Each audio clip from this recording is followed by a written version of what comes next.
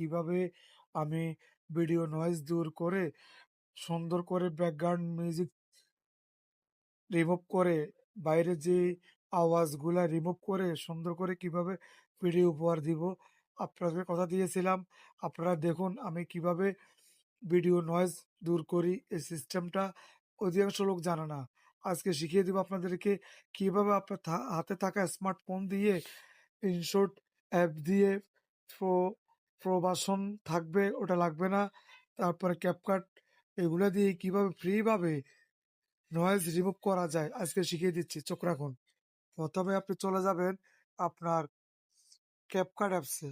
এই ক্যাপকাট অ্যাপসে গিয়ে ওপেন করে নিবেন। ওপেন করে নেওয়ার পরে একটু সময় নিবে।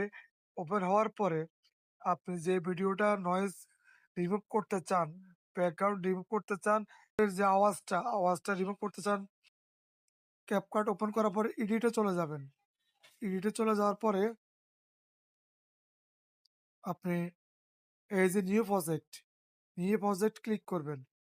নিউ প্রজেক্ট ক্লিক করে আপনি যে ভিডিওটার নয়েজ রিমুভ করতে চান সেই ভিডিওটা সিলেক্ট করে দিবেন। আমি এই ভিডিওটাই নিলাম। এই ভিডিওটা নেওয়ার পরে আপনারা যারা ফেসবুকে কাজ করেন, ইউটিউবে আমি ভিডিওটাকে এড করে দিলাম। এড করে দেওয়ার পরে লোডিং নিবে। লোডিং নেওয়ার পর ভিডিওটা আসবে। ভিডিওটা আসার পরে আপনারা এই যে প্লাস আইকন যে ভিডিওটা দেখতেছেন ভিডিওর উপরে ক্লিক করবেন।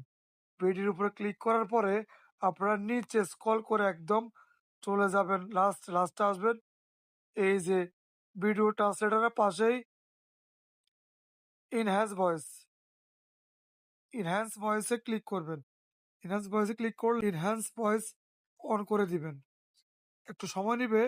দেখুন 100% ক্লিক হওয়ার পরে আপনার এখানকার যেই ভয়েসটা রিমুভ হয়ে যাবে। একটু সময় নেন। দেখুন, দেখতে থাকুন। যখন এটা রিমুভ হয়ে যাবে তখন আপনি নিজেই বুঝতে পারবেন কিভাবে সম্ভব, কি করা যায়। একটা জিনিস বলা বাহুল্য খেয়াল রাখবেন, উপরে কিন্তু আপনার স্ক্রিন রেকর্ড অলরেডি চালু আছে। এই স্ক্রিন রেকর্ডটা অন করে নিতে হবে। আপনার মোবাইলে স্ক্রিন রেকর্ডটা প্রোগ্রাম আছে। আপনারা যারা দেখুন। ফেসবুকে কাজ করেন, ইউটিউবে কাজ করেন, ইনস্টাগ্রামে কাজ করেন, টিকটক কাজ করেন, সোশ্যাল মিডিয়াতে কাজ করেন, অনলাইন প্ল্যাটফর্মে কাজ করেন, তাদের জন্য একটা আপডেট নিয়ে আসছি। আপডেটটা হলো আমরা যারা ভিডিও করি, ভিডিও করতে গেলে কি হয়, ব্যাকগ্রাউন্ড পাবলিক প্লেসের কথা বলতে গেলে নয়েজের কারণে ক্লিয়ার শুনতে পাই না। হয়ে যাওয়ার পরে এখান থেকে ওকে দিবেন। ওকে ক্লিক করে ব্যাস এখানে আপনি এ পর্যন্ত। তারপর আপনি আবার কি করলেন? ভিডিওটা শুরুতে নিয়ে গেলেন। নিয়ে গিয়ে এখানে এই দেখেন ভিডিওটাকে বড় করে দিলেন।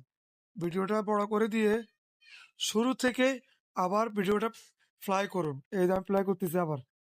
দেখুন। আপনারা যারা ফেসবুকে কাজ করেন, ইউটিউবে কাজ করেন, ইনস্টাগ্রামে কাজ করেন, টিকটক অ্যাপ্লিকেশন ছাড়াই সেটা বন্ধুরা এ পর্যন্ত দেখেছেন। এবার আপনারা কি করবেন?